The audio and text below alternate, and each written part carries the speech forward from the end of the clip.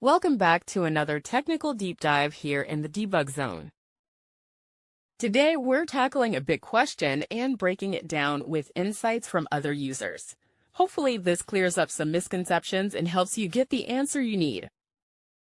So, buckle up, stay a little curious, and let's jump right in.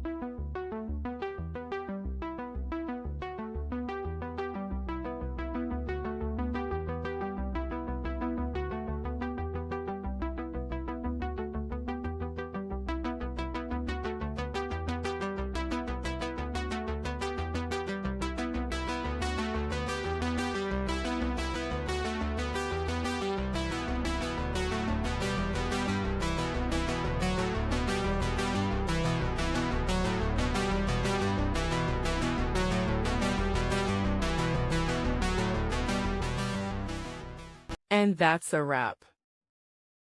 I hope you found the answer you were looking for. If you did, take a second to hit that subscribe button. It really helps out.